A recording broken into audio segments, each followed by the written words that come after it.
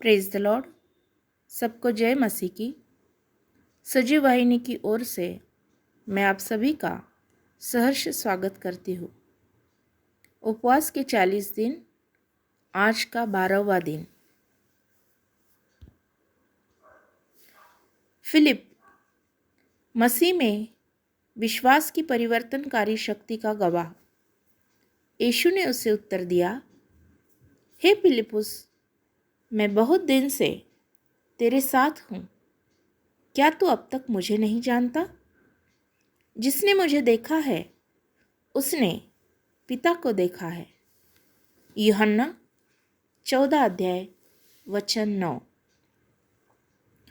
Philip यीशु का एक शिष्य, मसीह से मिलने के परिवर्तनकारी प्रभाव और उनके मार्गदर्शन का ईमानदारी से पालन करने के महत्व का प्रतीक है। यीशु के साथ फिलिप की यात्रा एक सरल लेकिन गहन निमंत्रण के साथ शुरू हुई। यीशु ने फिलिपुस को पाया और उससे कहा, मेरे पीछे आओ। बिना किसी हिचकिचाहट के फिलिप ने यीशु के आह्वान का जवाब दिया और उनके सबसे करीबी शिष्यों में से एक बन गया।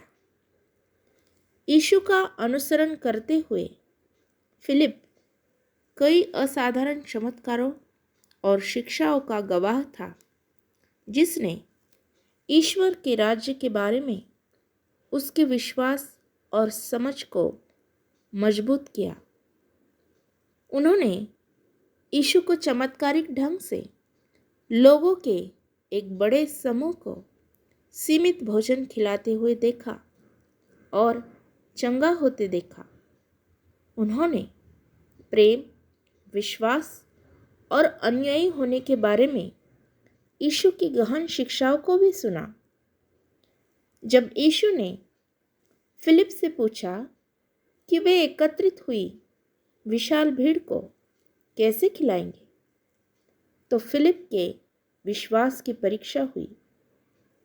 उनकी प्रारंभिक प्रतिक्रिया यीशु की क्षमताओं पर भरोसा करने के बजाय मानवीय क्षमताओं की सीमाओं पर संदेह करने की थी।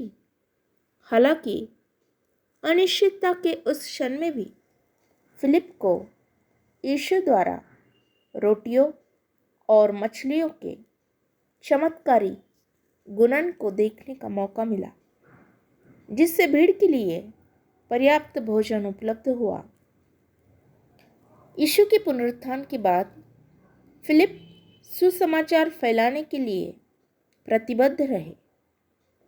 प्रारंभिक चर्च के भीतर एक प्रमुख व्यक्ति के रूप में अपनी भूमिका में उन्होंने बड़े पैमाने पर यात्रा की, यीशु का संदेश दिया और विश्वास करने वालों को बपतिस्मा दिया।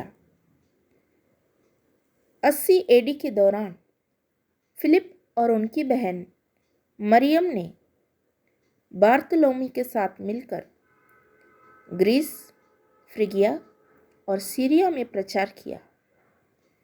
हियरापोलिस में उन्हें क्रूस पर चढ़ाया गया और उनका सिर काट दिया गया।